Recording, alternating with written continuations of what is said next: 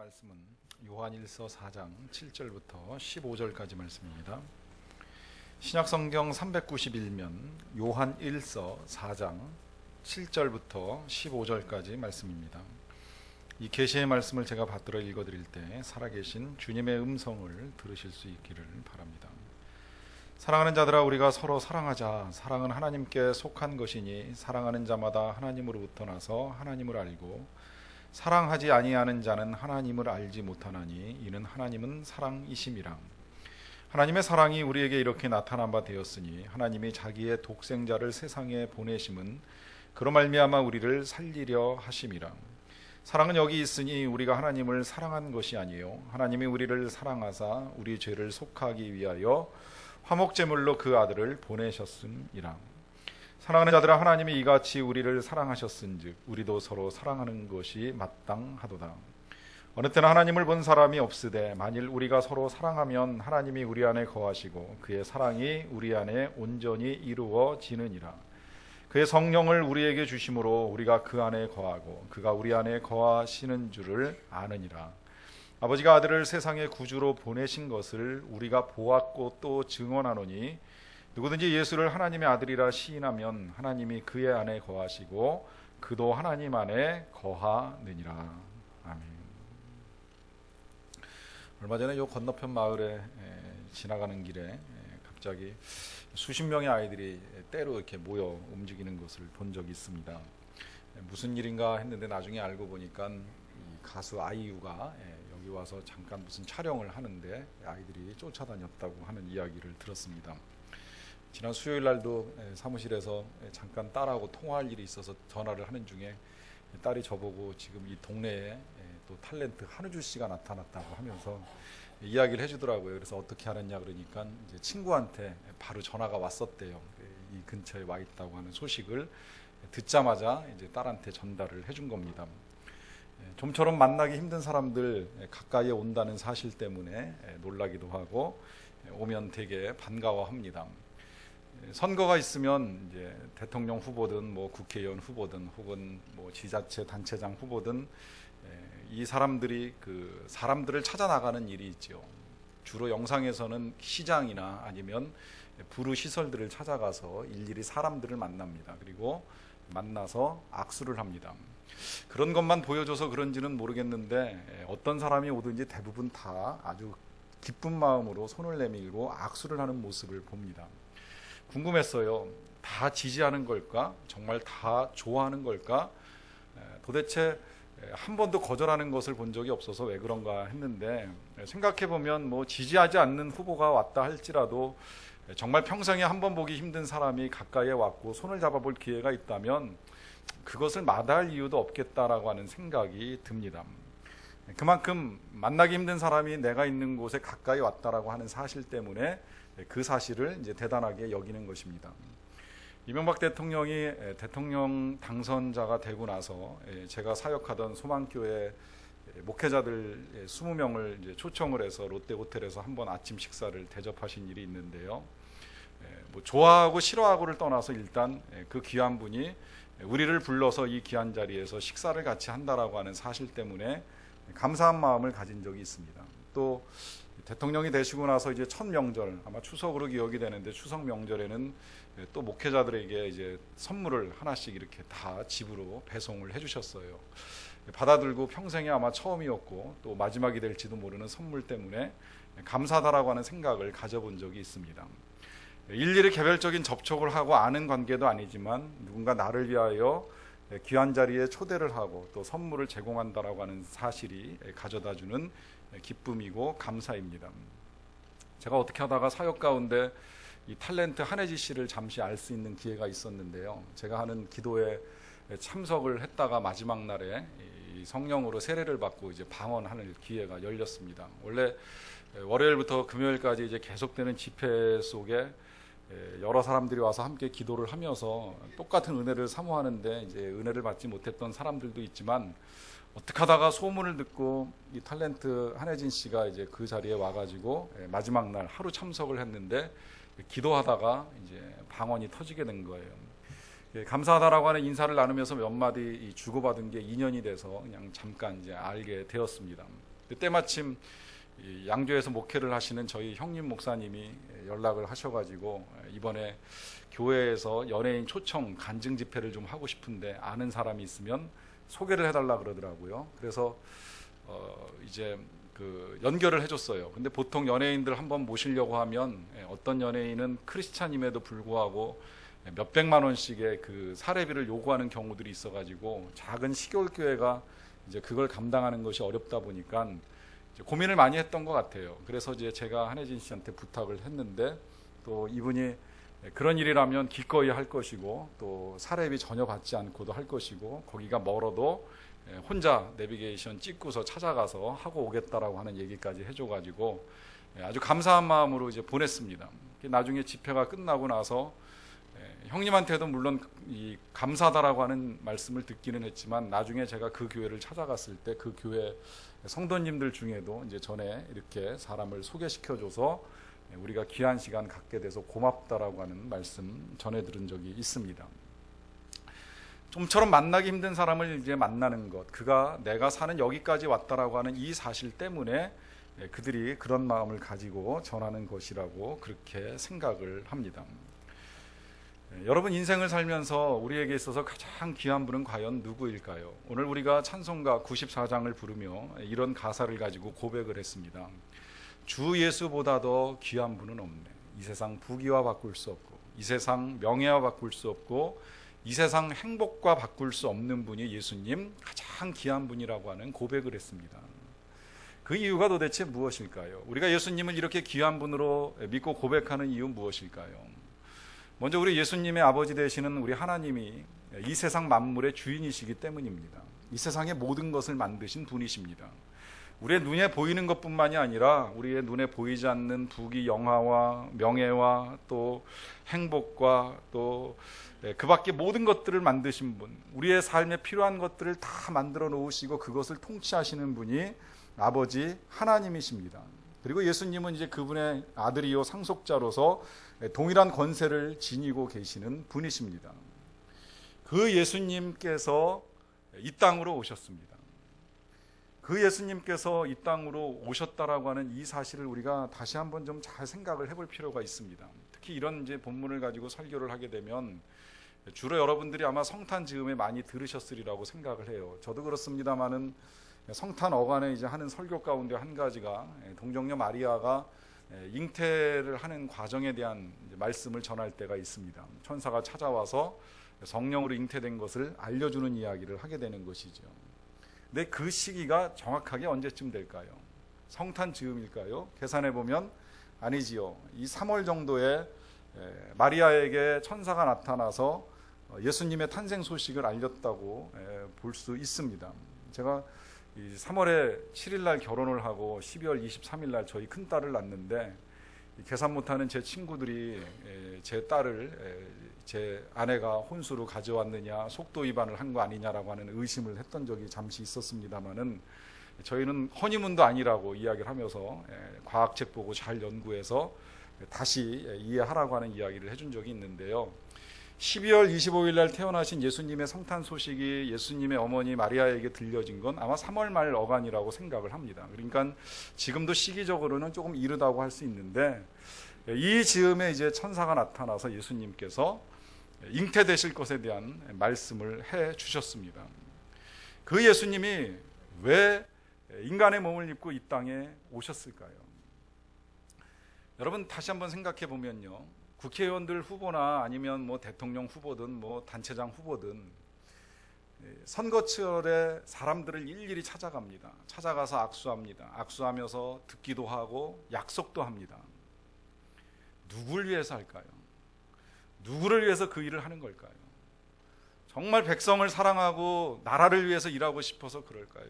물론 그런 분들 계시리라고 생각은 합니다만 한편 뒤집어서 생각해 보면 혹 자기가 얻고 싶은 것 때문에 자기만을 위하여 그 일은 하는 것은 아닌가? 그건 이제 때때로 선거 이후에 보여주는 태도들로 인하여서 그런 의심을 우리가 갖게 만듭니다. 그러나 분명한 것은 우리 예수님은 결코 예수님을 위하여 이 땅에 오신 것이 절대 아닙니다. 우리 때문에 이곳에 오셨습니다. 우리를 위하여 이곳에 오신 분이십니다. 그 몇 가지 증거들을 우리가 확인해 나갈 터인데, 예수님께서 우리를 위하여 이 땅에 오신 첫 번째 증거는 바로 그 예수님께서 우리를 사랑하시기 때문입니다. 오늘 말씀 구절은 이렇게 다시 가르쳐 줍니다. 하나님의 사랑이 우리에게 이렇게 나타난 바 되었으니 하나님이 자기의 독생자를 세상에 보내심은 그로 말미암아 우리를 살리려 하심이라.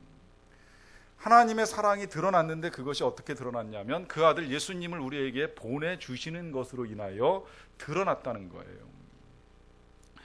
사실 생각해보면 이것이 참 이해하기가 쉽지는 않습니다. 왜냐하면 자식을 사랑하는 부모님들은요, 이 자식을 위하여서 모든 것을 다 쏟아부을 수 있고 모든 것을 다 해줄 수는 있을지 모르겠지만 자식을 누군가 남을 위하여 내어주는 일을 할 수는 없습니다. 예를 들어 우리의 자녀가 아프다라고 하면 그 자녀의 병을 고치기 위하여 1,000만 원이 들어간들, 1억이 들어간들, 아니 10억이 들어간다 할지라도 돈을 가지고만 있으면 혹은 구할 수만 있으면 우리는 그거 다 쏟아부어서라도 자식 살리기 위해서 할 수 있는 모든 것을 다 할 것입니다. 그런데 거꾸로 누군가를 살리기 위하여서 내 자녀를 내준다, 내 자녀를 팔아 혹은 내 자녀를 버려서 그를 도와주거나 살려준다, 누가 할 수 있겠습니까? 아무도 할 수 없는 일입니다. 그런데 지금 성경은 말씀하시기를 하나님의 사랑이 이렇게 나타났는데 하나님이 자기의 독생자를 보내주셨다는 거예요. 우리를 살리기 위해서 보내주셨다는 거예요. 그러니 이해하기가 힘든 거죠. 그러니까 그런 의심도 해보는 거예요. 이 자녀를 사랑하는 것이 아니라, 하나님이 정말 예수님을 사랑하는 것이 아니라 예수님이 싫어서 버린 건 아닌가 하는 의심도 해보는 겁니다. 그런데 예수님의 말씀이나 또 행동을 보면 절대 그렇지는 않거든요. 예수님은 하나님께 사랑받고 있다라고 하는 사실에 대해서 한 번도 의심해 보신 적이 없어요. 늘 그렇게 말씀하셨어요. 나와 아버지는 하나이니라. 또 나는 아버지께서 일하시는 것을 보고 일한다. 또 나는 아버지께로부터 들은 것을 너희에게 전한다라고 하시면서 두 분이 항상 일체이신 것을 말씀하셨습니다. 그래서 내가 아버지 안에 거하는 것 같이 너도 나의 사랑 안에 거하라고 명령하셨잖아요. 한 번도 헤어져 본 적이 없습니다. 비록 몸은 이 땅에 내려와 계셨을지라 할지라도 매일 새벽마다 기도하시고 시시때때로 하나님 만나면서 하나님 안에 거하시고 그 풍성하신 사랑을 아주 잘 누리시면서 사역을 감당하셨습니다. 딱 한 번 버림받았다면 우리 때문에 십자가 위에 달리실 때 그 일로 인하여서 하나님께 버림받음을 견딜 수 없어서 예수님이 소리치시잖아요. 나의 하나님 나의 하나님 어찌하여 나를 버리셨나이까. 이때 아니고서는 예수님은 한 번도 하나님과 떨어지거나 버림받았다고 생각하신 적이 없습니다. 둘 사이의 사랑은 그 어떤 부자보다도 어떤 부모와 자식보다도 아주 깊은 사랑의 관계입니다. 근데 이 사랑의 관계를 가진 하나님께서 그 아들 예수님을 우리에게 보내주셨다라고 하는데 그 이유를 성경은 분명하게 말씀합니다. 우리를 살리려 하심이라. 여기 우리를 살리려 하심이라고 말씀하시는 이유는요, 바꿔 말하면 우리가 죽게 되었다는 거죠. 왜 죽게 되었을까요? 그 이유를 10절에서 이제 이렇게 또 가르쳐 줍니다. 사랑은 여기 있으니 우리가 하나님을 사랑한 것이 아니요 하나님이 우리를 사랑하사 우리 죄를 속하기 위하여 화목제물로 그 아들을 보내셨음이라. 우리가 죽게 된 이유가 여기 이제 자명하게 드러나는데요, 그 이유는 죄 때문입니다. 우리는 하나님께 사랑받지 못할 이유는 없습니다. 우리가 가난하다고 해서 사랑 못 받을 것도 아니고요, 우리가 병들었다고 해서 사랑 못 받지 않습니다. 우리가 남들보다 좀 무식하고 어리석게 살아가는 것이 하나님께 사랑받지 못할 이유가 되지 않습니다. 우리가 세상에서 일을 하다가요, 직장에서 무능하고 무능해서 쫓겨난다 할지라도 그렇다고 하나님이 우리를 버리시진 않습니다. 하나님은 오히려 우리가 연약할수록, 부족할수록, 우리가 병들수록, 우리가 노쇠할수록 더 긍휼히 여기시는 하나님이십니다. 그런데 이 하나님의 사랑을 받지 못하게 하는 단 한 가지 이유, 그것은 바로 죄 때문입니다. 죄는 하나님과 우리 사이에 벽을 만듭니다. 그리고 하나님과 우리 사이의 거리를 멀어지게 합니다. 심지어 천국조차도 그렇습니다. 천국은요, 누구에게나 열려 있습니다. 누구나 들어갈 수 있고 그 천국의 처소가 워낙 넓다 보니까 예수님도 너희를 위하여 거처를 예비하러 가는데 내 아버지의 집은 넓도다라고 분명하게 말씀하셨습니다. 다 들어갈 수 있어요. 좁아서 들어가지 못하는 일은 없습니다. 다만 죄 가운데 빠진 인생은 들어갈 수가 없습니다. 왜? 너무나도 거룩하고 좋은 곳인데 죄인이 들어가면 천국이 오염되고 그 오염된 천국은 더 이상의 천국이 아니기 때문에 죄인은 들어갈 수 없는 곳이 천국입니다. 문제는 우리가 그 죄를 가지고 살아가는 인생들이라는 거예요. 늘 주님 전에 나와 예배도 드리고 거룩하게 살겠다라고 하는 열망을 가지고 애는 쓰지만 막상 돌아서면 세상의 욕심에 휩쓸려서 혹은 인간적인 마음에 끌려가지고 아니면 죄의 본성을 이기지 못하여서 여러 가지 죄악을 가지고 살아가는 것이 우리의 현실입니다. 뭐 법에 걸리지 않고 도덕적으로 문제 없겠지 생각하지만 실상 우리의 마음속에 들어와 있는 미움으로부터 시작해서 하나님의 뜻을 이루지 못하고 살아가는 그 모든 것들이 죄이기에 우리는 이 죄를 가지고 하나님께 나아갈 아무런 자격도 조건도 없습니다. 그런데 감사하게도 하나님께서 그 아들 예수 그리스도를 우리 죄를 속하기 위하여 화목제물로 보내주심으로 우리의 모든 죄를 다 용서하시기로 결정하시고 또 그렇게 하셨습니다. 그래서 우리는 이제 하나님 나라에 들어갈 수 있는 자격을 얻은 거예요. 이제 남은 건 우리가 이 사실을 믿느냐 아니 믿느냐의 문제입니다.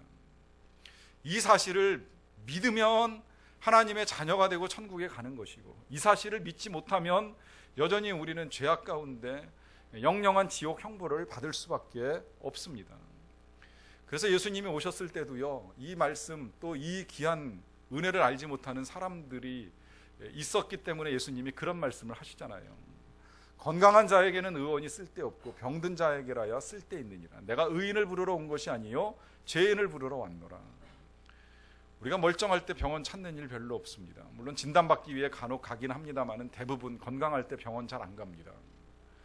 그러나 병들면 의사가 필요하지요. 역시 마찬가지로 내가 의롭다고 생각하고 죄 없다 생각하면 예수님 필요 없습니다. 그러나 우리 스스로가 죄인이라고 하는 사실을 인정하고 주님의 은혜와 주님의 그 십자가의 보혈이 필요합니다 고백하면 그런 사람들에게 하나님께서 용서하시고 천국길을 열어주십니다. 마치 이거는 그 모세 시대에 그 불뱀에 물려가지고 죽어가던 사람들이 겪었던 은혜와 똑같아요. 그들이 하나님을 원망하고 죄를 범해가지고 하나님께서 불뱀을 보내서 사람들이 죽게 되는 일이 일어났어요. 안타깝게 여긴 모세가 하나님께 기도를 드려요. 하나님 불쌍히 여겨주시고 용서해 주세요. 그러자 하나님께서 그 기도를 들으시고 길을 하나 여셨어요. 그것은 모세로 하여금 구리로 놋뱀을 만들어서 장대 높은 곳에 달고 그것을 쳐다보는 사람마다 살게 해주시겠다라고 하는 약속이었습니다. 모세가 부랴부랴 놋뱀을 만들어가지고 실제로 장대나무에 달아서 높이 쳐들었어요. 그리고 소리를 지릅니다. 쳐다보세요. 쳐다만 보면 삽니다. 안 쳐다보면 죽어갑니다. 쳐다보는 사람은 다 살게 됩니다.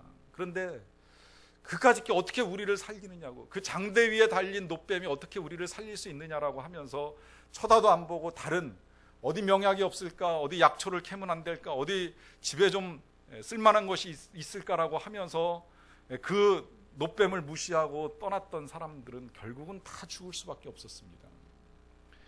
믿음으로 쳐다보면 삽니다. 그러나 믿음을 갖지 못하면 세상을 떠날 수밖에 없습니다.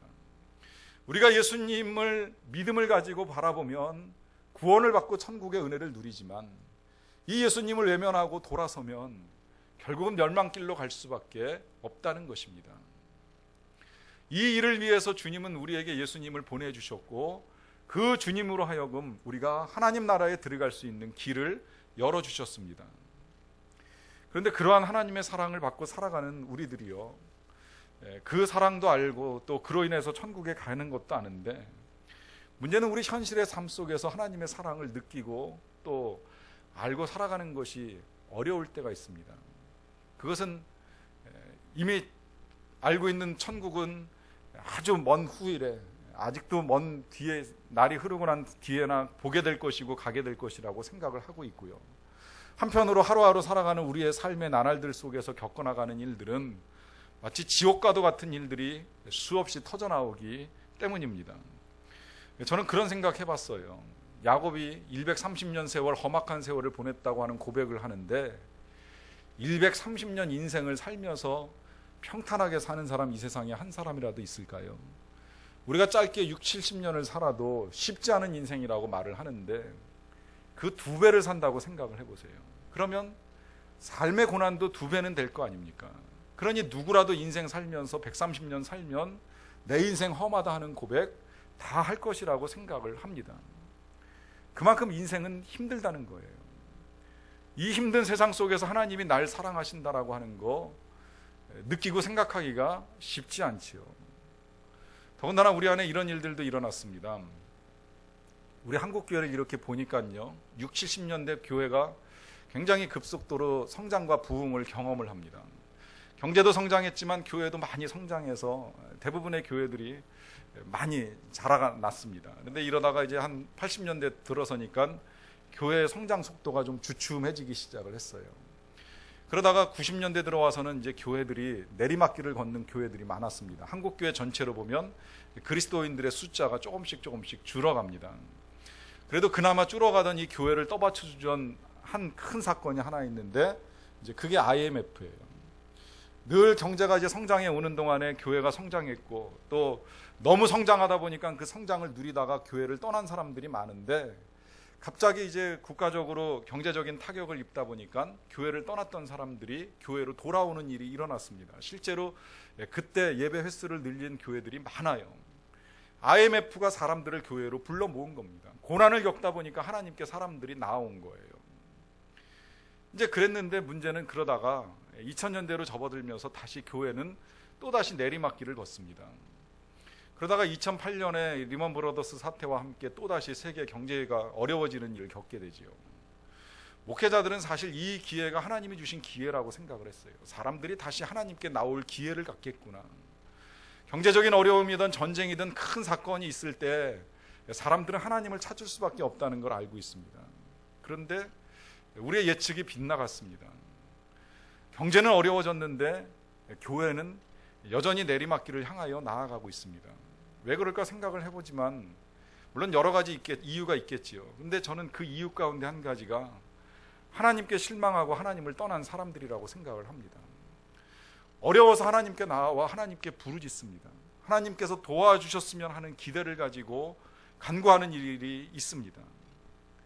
그런데 세월이 흐르고 시간이 가도 하나님의 응답의 역사가 나타나지 않습니다. 삶의 변화가 일어나진 않습니다. 내 삶이 호전되지 않는 일들이 일어납니다. 그래서 하나님을 떠나는 사람들이 늘어나기 시작을 하는 것이지요. 이러한 사람들의 생각, 하나님께 나아와 하나님께 기도하고 하나님의 은혜를 구하지만 우리의 현실의 삶에서 보이지 아니하는 하나님의 응답의 역사들로 인하여 하나님이 아니 계신가라고 의심하며 떠나는 이 사람들의 생각을 모두어서 필립 얀시라고 하는 작가가 몇 권의 책을 썼죠. 내가 고통당할 때 하나님 어디 계십니까? 혹 하나님 당신께 실망했습니까? 실망했습니다라고 하는 제목의 책들을 통해서 그러한 우리의 마음들을 그대로 솔직하게 드러내놓는 일을 하셨습니다. 그 책을 읽어보면요, 하나님께 실망하는 3가지 이유를 분명하게 제시해요. 하나님께서 과연 공평하신가? 하나님께서 왜 침묵하시는가? 그리고 하나님은 왜 숨어 계시는가? 하나님의 공평하심을 의심할 만한 일들이 있습니다. 우리는 교회 열심히 나오고 예배드리고 때로는 봉사도 하고 하면서 애를 쓰는데 내 삶의 형편이 좋아지지 아니할 때, 혹 반면에 하나님을 믿지도 않고 정말 대놓고 공개적으로 부정했음에도 불구하고 하는 일이 잘 되고 형통하고 더 잘 뻗어나가는 사람들을 볼 때 하나님 과연 공평하신가 의심하게 되죠. 우리 하나님께 나와서 기도를 드립니다. 하나님께서 인도해 주셨으면 하는 기도를 드립니다. 그 인도하심을 받아서 이렇게 가고 있는데 가는 길마다 일이 막히고 일이 풀려요. 어떤 경우에 선교사님들 어렵사리 하나님 인도하심 받아가지고 선교지 갔다고 생각을 했는데 가자마자 뭐 자녀가 세상을 떠나는 일도 있고 아내가 세상을 떠나는 일 겪게 되면 답답해서 하나님께 소리 지르지요. 정말 날 부르신 것이 맞느냐고. 그때 하나님의 음성이 들리지 아니하면 우리는 하나님의 침묵에 고통스러워합니다. 더 힘든 건 그렇게 수년 동안 매달려서 기도하는데 아무런 역사가 나타나지 아니하시면 그땐 정말 하나님 왜 숨어 계시는지, 왜 그 모습 한번 보여주지 아니하시고 모습은 아니 볼지라도 하나님의 역사가 왜 우리의 삶에서 보여지지 않는지 그 일에 대해서 고통스러워합니다. 이런 우리의 질문, 하나님 내가 고통당할 때 어디 계십니까? 라고 하는 이 질문 가운데 하나님이 내신 답이 예수님이라는 거예요. 우리의 생각에는 하나님은 하늘에 계시고 우리는 땅에 있어서 우리가 이 땅에서 고난 겪는 걸 하늘에 계신 하나님이 어찌할까 하는 의심을 가지고 하나님께 질문할 때 하나님께서 마지막으로 선택하신 방법이 예수님이시고 그 일로 예수님이 이 땅으로 오셨습니다. 여러분, 우리 예수님의 출생을 잘 생각을 해보세요. 왕의 아들의 출생입니다. 왕의 출생이라고 할 수 있습니다. 그런데 이 왕 대신 예수님이요, 출생하실 때 결혼도 하지 아니한 미혼모의 아들로 잉태가 되었습니다. 그리고 그래도 그나마 간신히 생명은 얻고 이제 이 세상에 출생하시게 되었는데, 그 출생 어간에 갑자기 평온하던 세상에 무슨 호적을 하겠다고 하면서 사람들을 다 고향으로 보내는 일을 하게 됩니다. 예수님의 부모님은 나사렛이라고 하는 북쪽 지역에서 남쪽 베들레헴까지 긴 여행을 해야 돼요. 뭐 오늘날 같이 교통수단이 편한 것도 아니고 만삭의 몸에 말을 타던 낙타를 타던 힘겹게 이사를 가야만 합니다. 가서 도착한 곳에 아들을 출산할 만한 곳 여관방 하나를 얻을 수가 없어가지고 여관에 딸린 마구간에서 아이를 낳습니다. 그리고 그 아이를 구유에 눕혔지요. 왕의 아들이 출생했을 때 찾아온 사람은 크리스찬도 아니고 유대인도 아니고 동양의 점성술사 몇 사람, 그리고 밤늦게까지 양떼를 치고 있던 목동들과 그 밖에 예수님의 출생을 축하해 준 것이 있다면 그 마구간에 있었던 망아지나 양떼들 뿐이었습니다. 왜 예수님이 그런 선택을 하시고 이 땅으로 오셨을까요? 왜 예수님께서 그렇게 비참하게 이 세상에 임하셔야만 했을까요? 그것은 예수님께서 말씀하고 싶으셨습니다.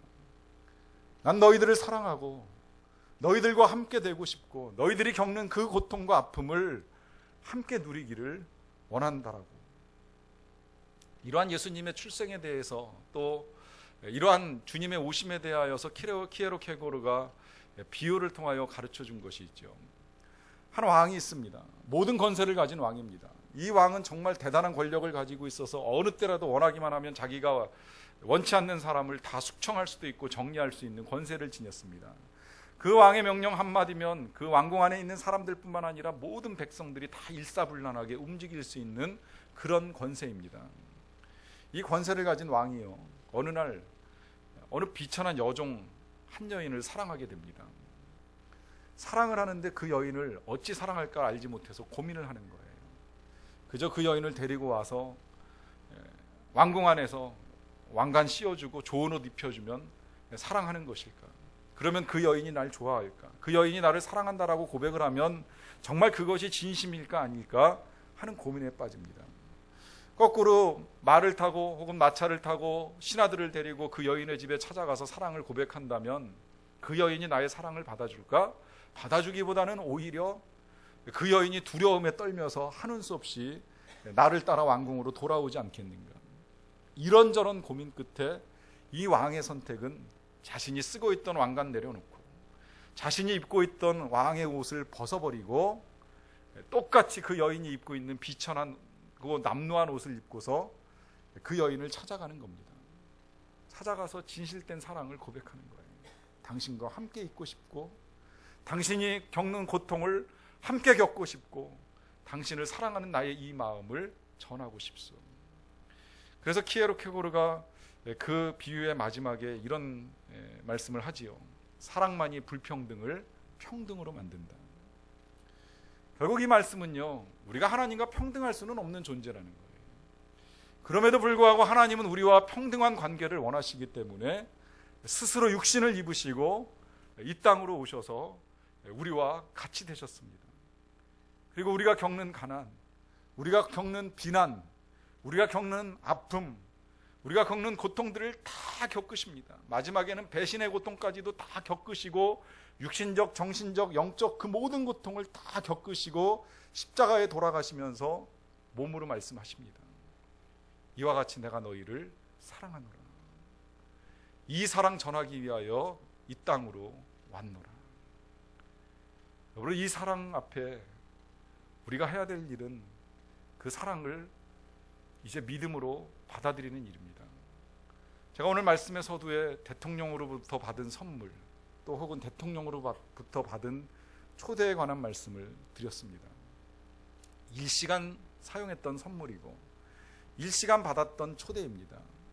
그 잠깐의 초대, 그 잠깐의 선물도 귀한 것이라면 우리를 영원한 천국으로 인도하시기 위하여 오신 우리 주님의 초대, 또 주님의 선물인 그 예수님은 얼마나 귀한 것일까요? 이 귀한 것을 주님은 믿음으로 받으라고 말씀하십니다. 주님이 우리를 위하여 이 땅으로 오셨다는 사실을 믿음으로 받아들이고 이제 주님께 우리의 사랑의 손을 내밀어서 주님과 함께 이 땅에서 또 영생하도록 주님 주신 평안 기쁨 누리며 살아가기를 간절히 축원합니다. 같이 기도하시겠습니다. 여러분, 이 시간에 조용히 주님의 사랑을 다시금 묵상하셨으면 좋겠습니다. 주님 분명히 우리에게 그렇게 말씀하십니다. 그 아들 독생자 예수 그리스도를 이 땅으로 보내심은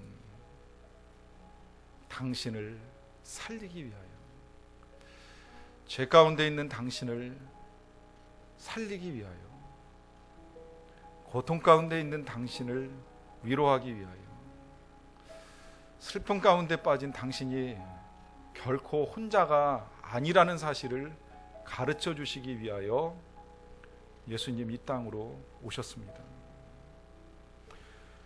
이 땅으로 오신 예수님, 비록 몸은 천국으로 떠나셨다 할지라도 성령을 통하여 이 자리에 계시기에 결코 우리를 떠나지 아니하시는 분이십니다.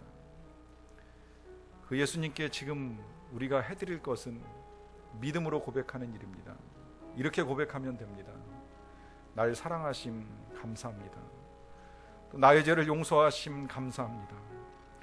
나를 위하여 천국을 예비하심도 감사하고 내가 가게 될 천국 인하여서도 감사합니다. 이 땅에서 비록 힘들고 어려운 험악한 세월을 보내지만 그럴지라도 주님 나 사랑하심 믿고 가겠습니다. 우리 이런 믿음의 고백을 주님께 드리는 시간 잠시 갖도록 하겠습니다.